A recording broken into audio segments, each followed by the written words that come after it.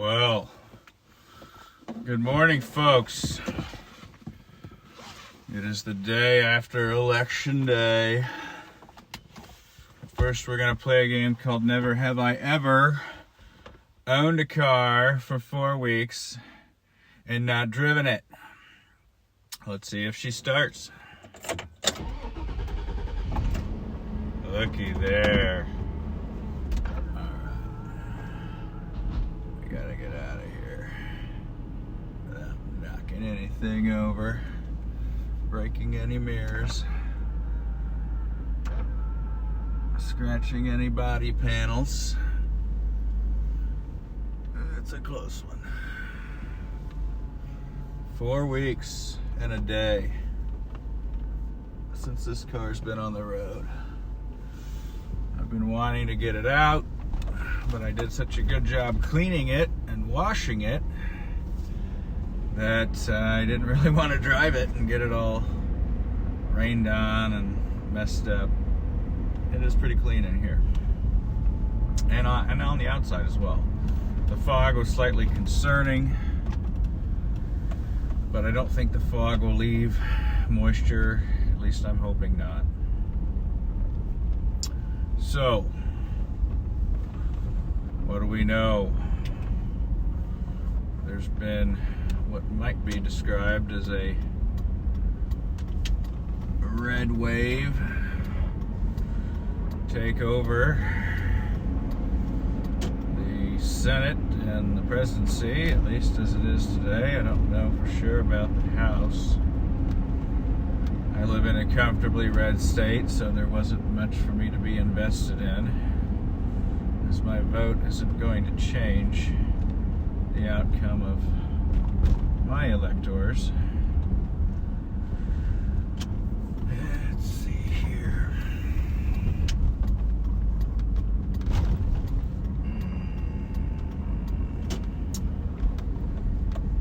I think what surprises a lot of people is the fact that it wasn't as close as people thought it would be. Just so many strange anomalies that went into this one. I studied political science once upon a time. I found American politics to be vulgar. The act of campaigning for an election, putting signs in people's yards. That was the first job you had to do if you wanted to work in that area, was go and put signs in yards and knock on doors. I found it all to be very yucky. The only way it's not is if you're really passionate about a particular issue. I have had those moments in the past.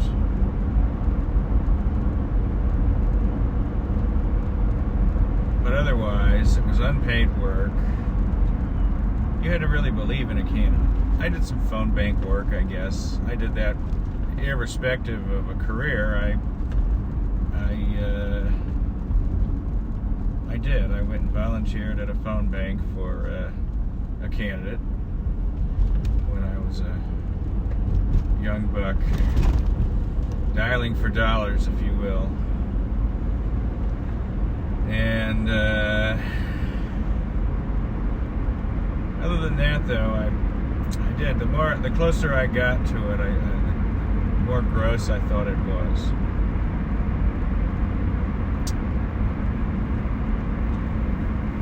And you can't change that. You've got to follow what interests you and what attracts you, and that's what I did. I still studied it as a pre-law. The research and data analysis components were interesting. The learning about people and psychology and all that is interesting, but the dirty deeds of accomplishing the goal is not attractive, especially when it's not paid work, and if your candidate loses, you really don't get anything on the other side of it. So I found all that to be unappealing, since I didn't come from wealth to bankroll my passions and desires. I took internships, unpaid internships. I still worked for free, but I did it for things that I thought were interesting and things I wanted to do, things that had an economic upside to them. You know,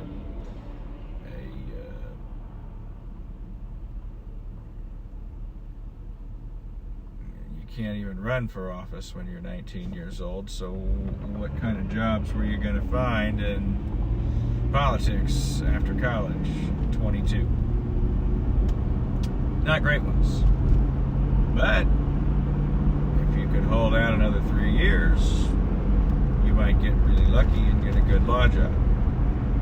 That didn't quite happen for me either, but I found my way into better jobs as time went by. The recession impacted people a lot. And heck, maybe it impacted me back then too. I don't know. But if you research government employee salaries, they just didn't seem attractive. And even the elected ones.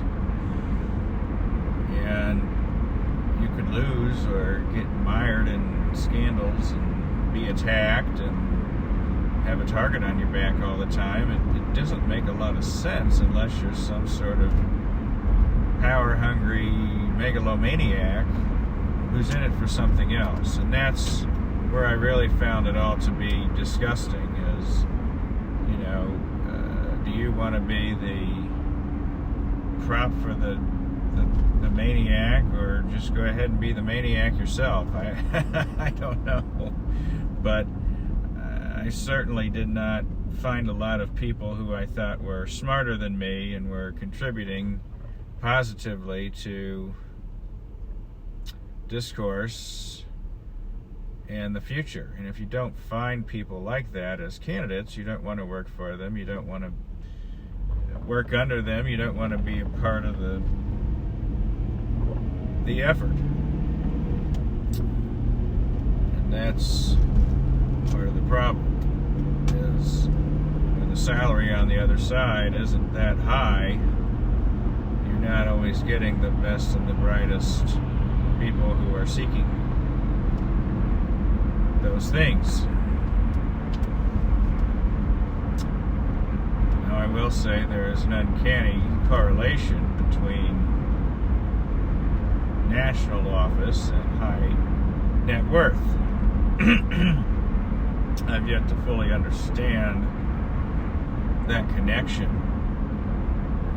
I don't understand why, you know, some of these Congress people, if you factor that they have to pay for 2 residences, you know, and one of them being in a very high-cost city, and there's a case to be made that I have a better, more comfortable lifestyle than a lot of elected officials, because I don't have to pay for an apartment in Washington, D.C. in addition to my own home. If you factor that, and I'm not sure the specifics on what they earn, but I would bet it's not far off. So why would you want to do that? What are you getting out of it? There's got to be some kind of wealth building effort that takes place, either through, again, this megalomaniacal personality being given power. Somehow that doesn't surprise me that you end up wealthy, I guess. We've seen a few high profile cases of a senator who was approached by a foreign agent. Him and his wife took various forms of compensation. And it's one thing I get, like, okay, you're going to a retreat, they pay for your flight. I don't think that's crazy. Now, gold bars in your basement is crazy, okay? That's where I think the line gets drawn. You know, I received a lot of perks and things from outside entities, but I don't get direct compensation, and I would draw a line there. And that's where I find a lot of strange things going on, because you do have the power-hungry mindset.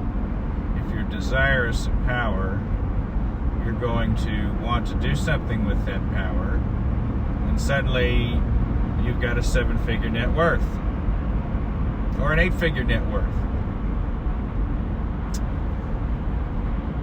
And it only happened after you intersected with the power structure that is winning an election in a national office, typically. So I find all that to be fascinating. But again, if I saw a clear and ethical path to an 8-figure net worth, I'd probably be running for office.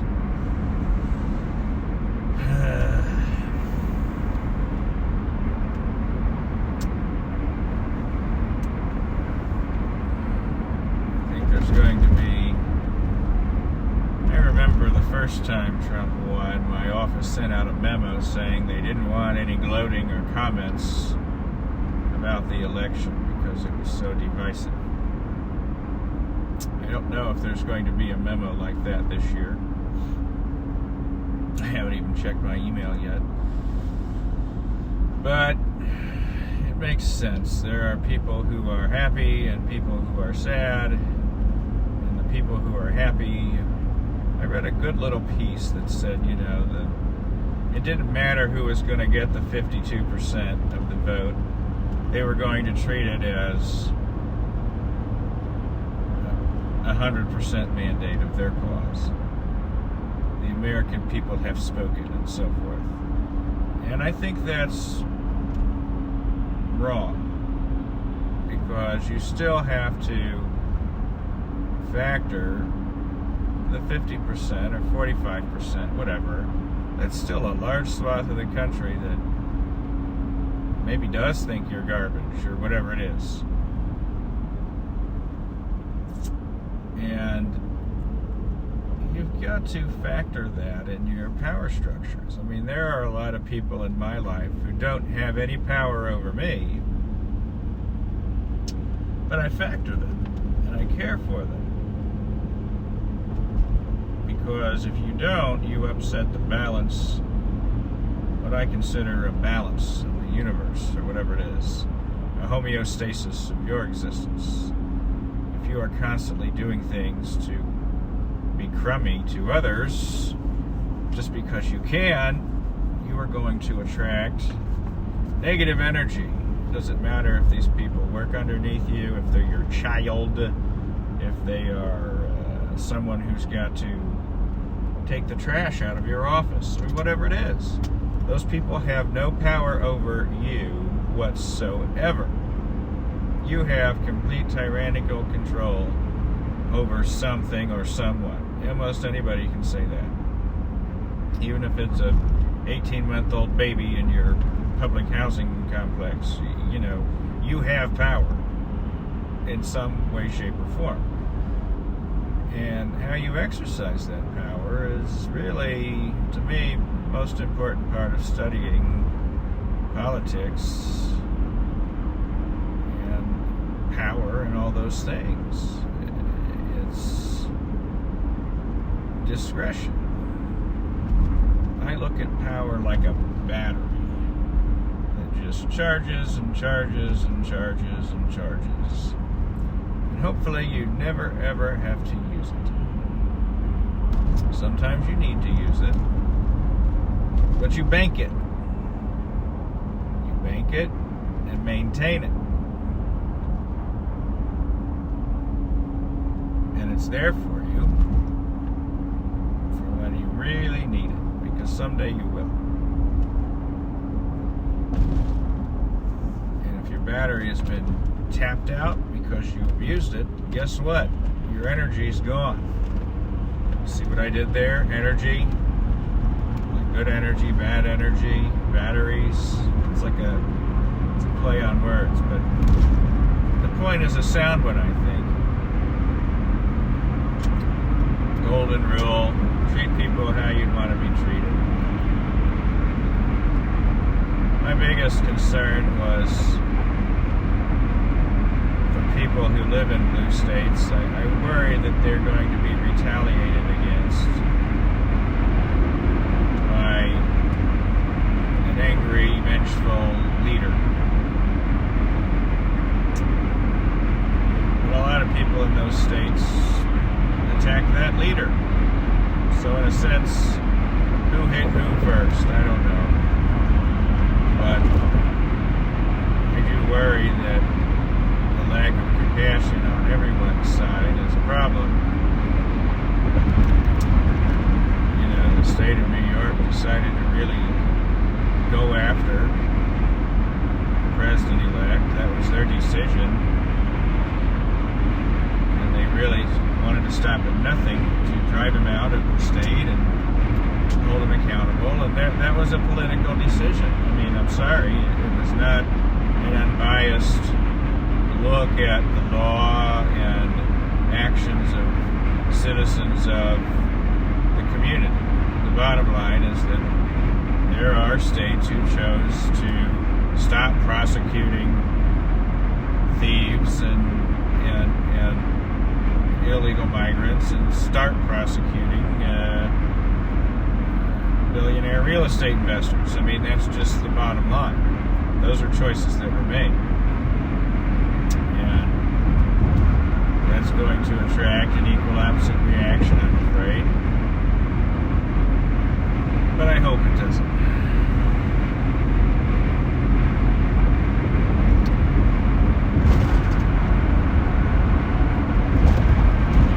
Well, I have made a goal this week. I have not made a lot of goals outside of my business, but I made a goal, even though this is in my business. I wanted to buy something for myself. A walking under-desk treadmill. It's not an expensive purchase, really, for me, but it's not a small one. And I really wanted to think it through and make sure before I buy it that I'm going to use it. I don't want it to be wasted or unused. So I said, how can I prove to myself, hold myself accountable, that if I purchase this item, it will get use?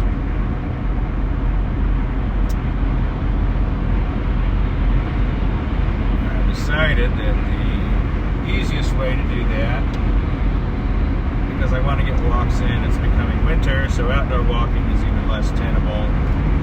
If I can just walk at my desk for a period of time, that's the logic. So that was the logic.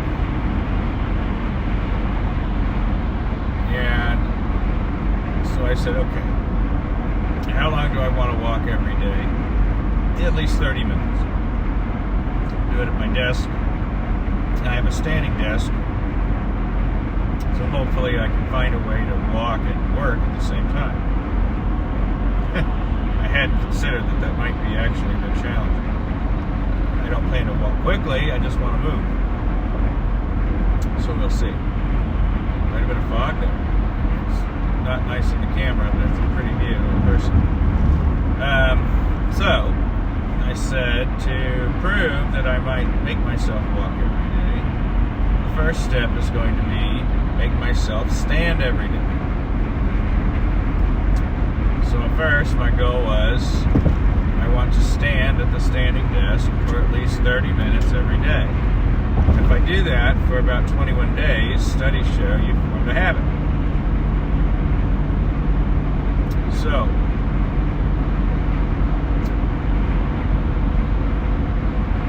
very early on in the school, but I think by telling someone or saying it out loud at least, I'm helping manifest the goal into reality.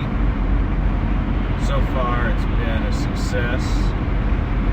I haven't felt any soreness at all from standing. I get a little pain in my back or my feet after a while, and then I just sit down and I'm fine again. Standing desk I've had for a number of years. not used. The people who paid for the standing desk, let's just put it this way, the people who paid for the standing desk are not thrilled with the results that they're getting. Okay, let's just be frank about it. There is somebody, I think I know who it is. It's not a direct coworker, but it's a bean counter type of person. They are probably fretting over the expenditure of $300 for that standing desk. Because, in a sense, it's just a monitor block. Which is good for ergonomics anyways, let me add. But it does get use on occasion. But I was not being intentional about its use. And that's on me. I requested it, they had so many, and I requested one, I got one, I did request one during my work from home during COVID. I was not allowed to have it. I was not granted that. You want over? Okay, you're good. So lingering in the blind spot is kind of what I'm doing, although I can see the mirrors. It would be best practice to go on and get around this truck. I'm doing that slowly. I'm driving a little bit faster than the speed limit. I really wanted this car to get the fluids running in it and get some activity. Because it's been sitting too long. Yeah, it's going to cost me $15 in gas or whatever to drive it to work, but it needs to be done. I need to maintain it during the off season, and then once my business picks back up, it'll be probably a business vehicle. Yeah, I used to have a lot of attachment to the car. I don't have it now. So, anyways, my goal. The goal first was use the standing desk for 30 minutes every day. And in my head, I thought that's a reasonable, attainable goal long term. Then I said, you sit at the desk for so long, you can do better. Let's make it an hour a day.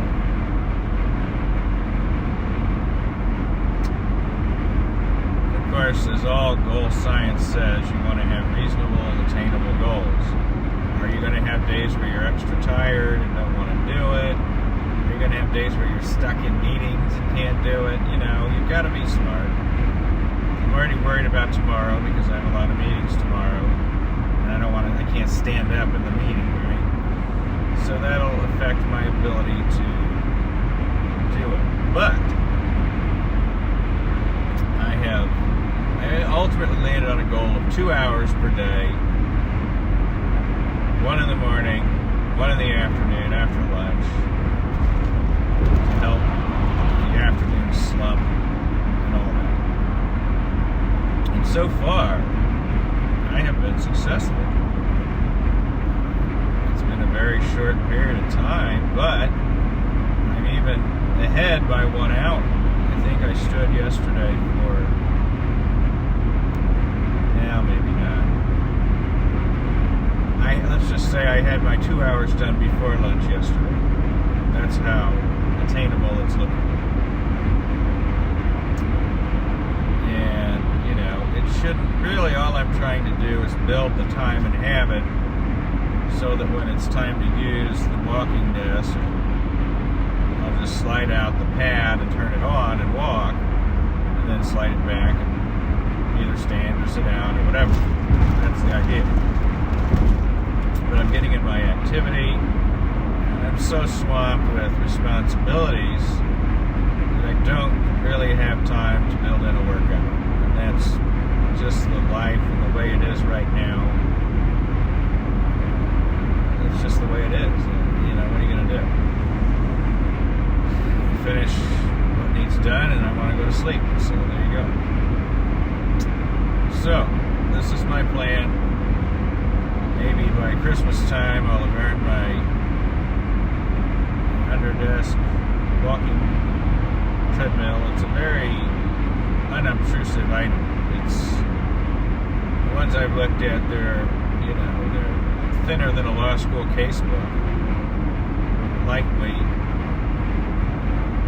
They even have, connectivity to an app and Bluetooth, and I'm not interested in that. I really just want to have the only important thing is speed control. I want to have a speed that's slow enough to work at the desk where maybe you can still type on it. I probably should research some more, but I would love to be able to just be barely moving along and typing.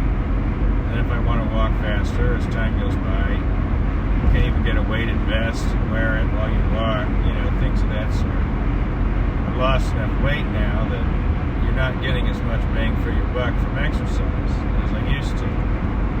It used to be I could knock out a few hundred calories in a workout, and when you're not moving as big of a body, you're not getting the same muscle growth, you're not getting the same calorie burn either. So eating habits have to be adjusted. Drinking habits, if they have calories, have to be adjusted. It's a good problem to have, but I really need to work on my, they call it good cholesterol activity, and that's my plan to steer the ship in the appropriate direction. So, that's it. What else do we know? I think there's a lot we don't know right now.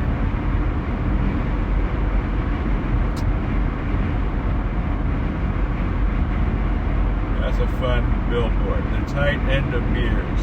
Garage beer. From nowhere. Garage beer is not from this area.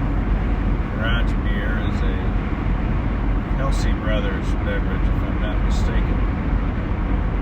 Oh, we've got a work zone. We've got police on the prowl.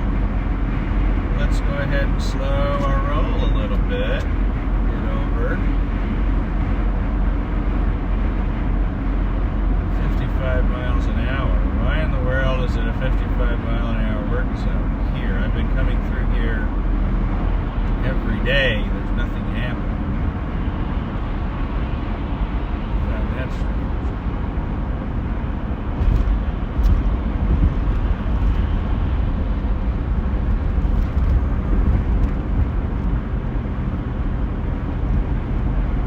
So hopefully maybe I'll get to a point where I spend half my day either standing or walking. I think that would be a fair goal long term. I don't want to get there overnight. I don't want to do too much too fast because frankly I just have a history of that. I try and do too much. Too fast. Wow, that's an accident. Holy moly. There's two cars up there. That just about became a thing. So it is 40 degrees. I should have a heater on. My feet are cold.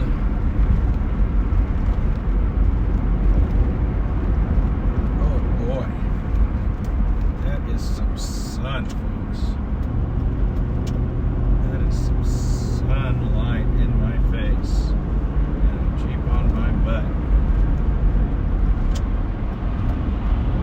Another car on my butt who isn't going to wait.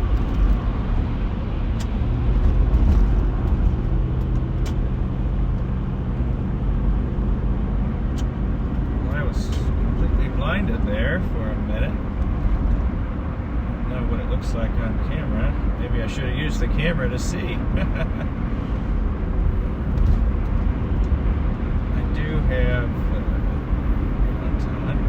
you know what this is? This is the first day I have driven to work with the sun out since daylight savings. It was so cloudy yesterday at the end of daylight savings. So yesterday and the day before were so overcast that for the next next few weeks, until the equinox or whatever it is, we're going to have sun in our face going east in the morning. But by next month, it will be dark at this time. Mark my words. It will be dark. I don't know, 2-3 weeks away. It will be dark when I drive to work. It will be dark when I get home from work. And it's a not fun element that I deal with, but it doesn't last forever.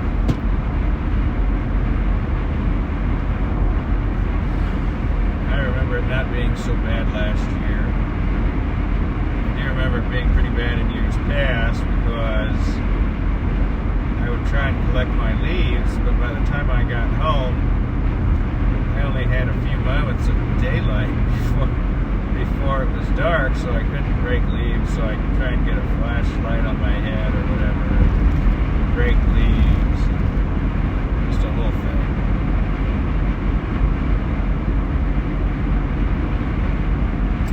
The car is running really well, like nothing ever happened. The difference is I haven't had to wash it in a month, which would not happen normal circumstances, thanks to it being parked inside. I also haven't had to refuel it, which is nice. We have a half a tank of gas. Try to be closer to a quarter tank by the end of the day.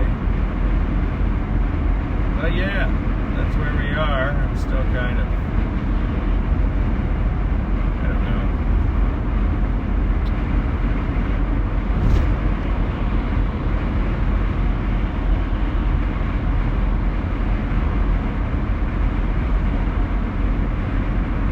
bad for Joe Biden. You know, they talked him out of running. For what?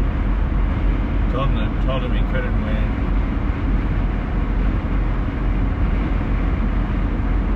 I feel really bad for that guy today. I don't think he got necessarily the fairest treatment. He got washed up and thrown aside, like so many elderly Americans do. Told him he didn't belong anymore, and it's time to let the new generation take over. You know, they were wrong.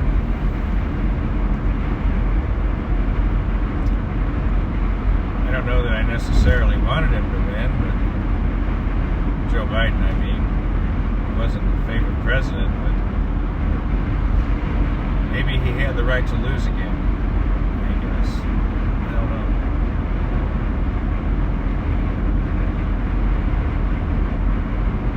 Let celebrities tell us what to do.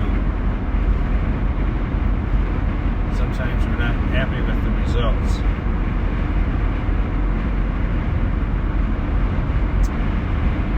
I don't think George Clooney should be deciding. Well, no. At the end of the day, it was the rich people and the donors who made the decision, so it's really on them.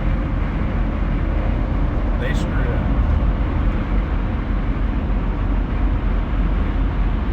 Could he have won? I don't know. But to see this result after they kicked him to the curb, I don't know how you necessarily go away happily at that point. I would rather have lost resoundingly. And he had the right to do that. You know, he had the right to make the decision to run and lose. And I guess he's going to have to make peace with the fact that he did that. But the wagons were certainly circling, and they weren't supporting him.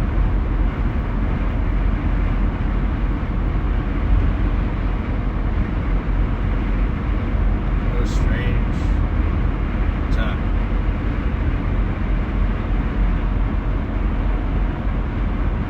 Told us, he says, that the only only one who's ever beat it.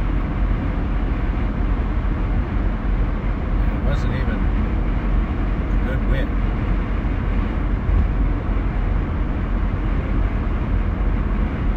What will we see? I'm more interested now in what we'll see in 4 years when we try again.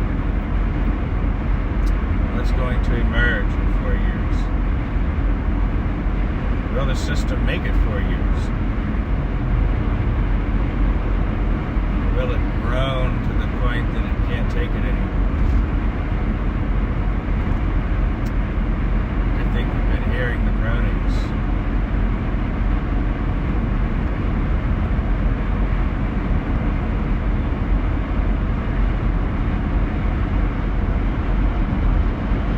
The system is strained,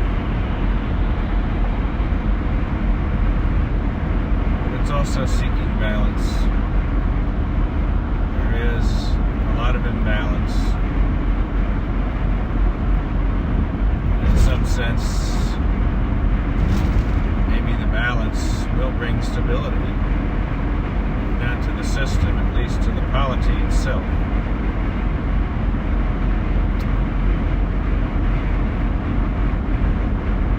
You don't need people worked up. Maybe they'll at least calm down. We don't know. I think the fog we see that we see this morning is sort of symbolic, because we're all sort of in a fog. What the heck happened? What the heck's going to happen? I think to be unguardedly optimistic today is foolish. If you are excited and optimistic today, you are being foolish.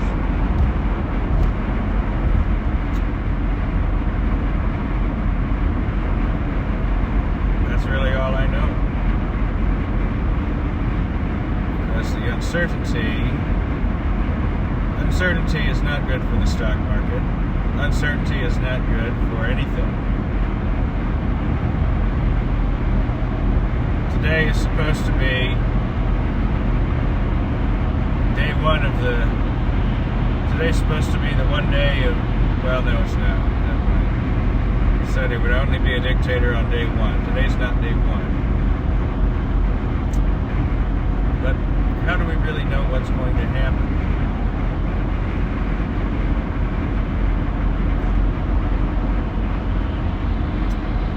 We weren't really given a lot of plans. We were given concepts of a plan.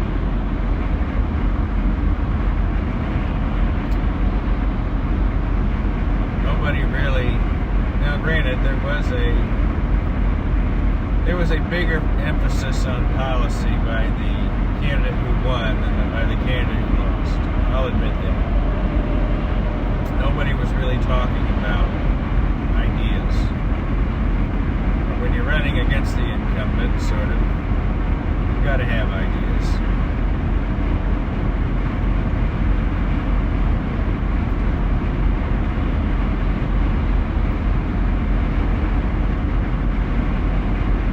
What bothers me is that there are people who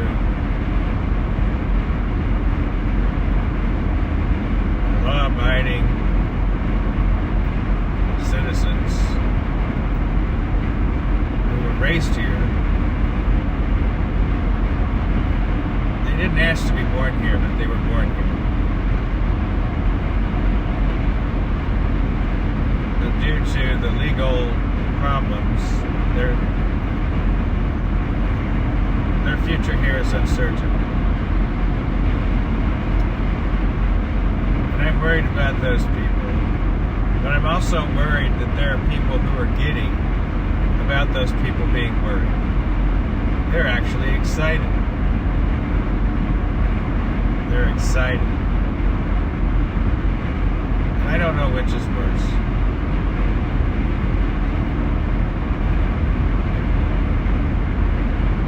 Really want to take somebody who was born here and raised here and throw them out? What kind of person wants to do that?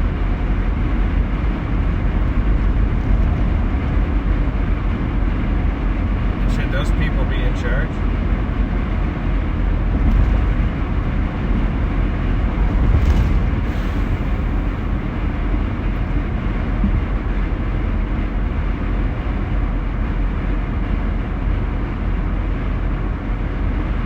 I guess worrying is really not productive.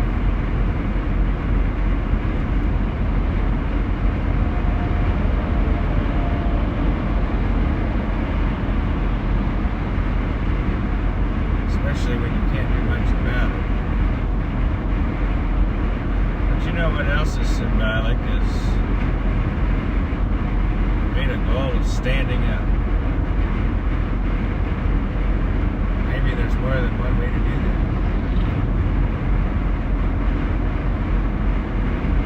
You can stand up at your desk, but you can also stand up to the bad ideas. Stand up to the nonsense. It may become the responsibility of a lot of people, regardless of who they voted for, to make sure that the person that they voted for stays within the confines of democratic norms and reasonable political actions.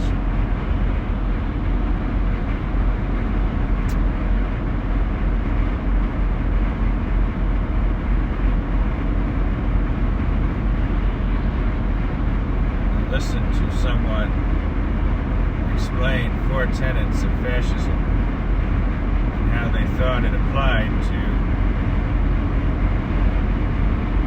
Republican ticket. One of the tenets is that the movement isn't coming from the bottom up, it's from the top down, focused on a centralized leader. And I thought that was interesting, because it really is a unique thing that we're only seeing today. We've really never seen it before.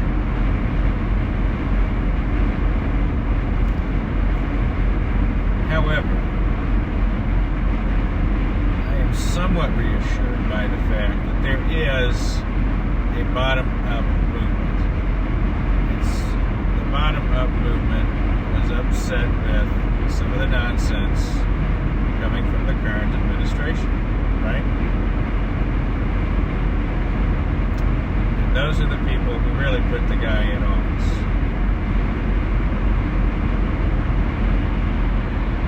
Because the same abuse of mandate was done by the incumbent that can be expected of the successor. And that is disappointing, I think. Because really, the student loan stuff, I mean, it was just like we won, we're going to shove everything down your throat. And people were sick of it. And I understand that they're sick of it. But what happens when you're sick of something? Sometimes you make bad decisions. Sometimes you do something rash. Sometimes you do something you can't take back.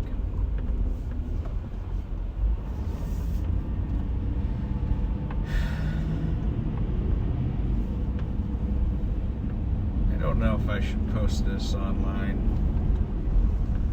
There's a lot of personal thoughts. We all have thoughts. No one needs to hear them. But there may be a need for some people to find their power and stand up in the next 4 years. Maybe that's a message that folks need to hear.